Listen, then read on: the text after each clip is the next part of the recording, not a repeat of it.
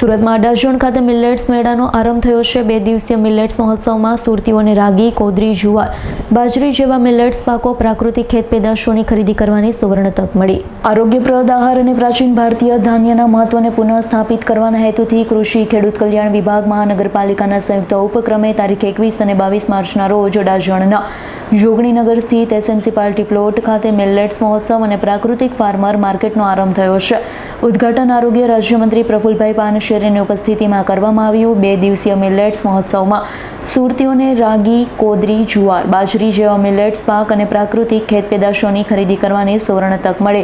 35 જેટલા વિવિધ મિલેટ્સના સ્ટોલ, 15 જેટલા મિલેટ્સની વાનગીઓના ફૂડ સ્ટોલ ઊભા કરાયા છે।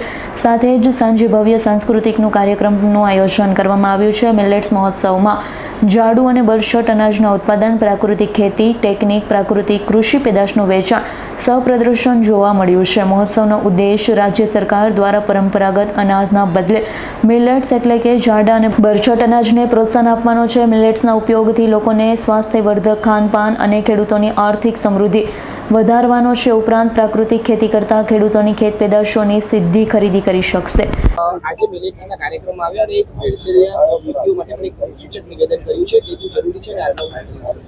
આજે ગુજરાતની અંદર તમામ મહાનગરપાલિકાઓમાં જે ખેડૂત પરિવાર પ્રાકૃતિક ખેતી કરીને દવા અને ખાતર વગરનું ધાન્ય પકાવે છે, એમને પોતાનું એક પ્લેટફોર્મ મળી રહે એ હેતુસર સરકારે ખૂબ સુંદર આયોજન કર્યું છે અને શહેરના લોકોને શુદ્ધ અને સાત્વિક એક ખોરાક અને મિલેટ્સ મળી રહે। આદરણીય નરેન્દ્રભાઈ મોદી સાહેબે 2023માં યુનોની અંદર પ્રસ્તાવ રાખ્યો હતો કે મિલેટ્સને આંતરરાષ્ટ્રીય વર્ષ તરીકે જાહેર કરવું અને 72 દેશના લોકોએ આ પ્રસ્તાવ સ્વીકાર્યો હતો અને આંતરરાષ્ટ્રીય મિલેટ્સ વર્ષ 2023 ઉજવ્યો। આની પાછળનો હેતુ એ છે કે ભારતના તમામ ખેડૂત પરિવાર પોતાનું ધાન્ય વિશ્વને પૌષ્ટિક આહાર આપે।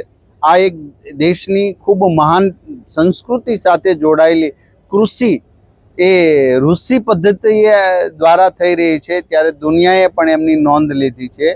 આ પ્રસંગે સુરતની અંદર સુરત મહાનગરપાલિકાએ ખૂબ સુંદર આયોજન કર્યું છે અને જે આદિવાસી પરિવાર ખેતી કામ કરી રહ્યા છે, જે ખેડૂતો ખેતી કામ કરી રહ્યા છે, એમને એક સરસ પ્લેટફોર્મ આપી અને પોતાનું ધાન્ય, પોતાની પ્રોડક્ટ, પોતે જે મહેનત કરીને પસીનો પાડીને જે ઉત્પાદન કરે છે એવું ધાન્ય, દવા અને ખાતર વગરનું મળે છે, જે પ્રાકૃતિક ખેતી।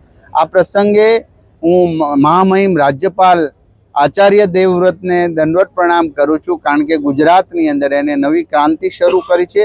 એમને સરકારીના અમલીકરણ માટે આદરણીય ભૂપેન્દ્રભાઈ પટેલ સાહેબ પણ એટલા સક્રિય છે, ત્યારે શહેરના લોકો તંદુરસ્ત રહે, ગ્રામ્ય લોકો તંદુરસ્ત રહે, આ સમન્વય સાથે એક સારું ફૂડ મળી રહે એ હેતુસર સરકારનો આ ખૂબ પોઝિટિવ અભિગમ છે, જેને તમામ લોકોએ આવકાર્યા છે અને ખેડૂત પરિવારે પણ એક ખુશીની માહોલ છે, જેથી કરીને આ દિશામાં પ્રાકૃતિક ખેતી તરફ ખેડૂતો વળશે એ ચોક્કસ વિશ્વાસ છે।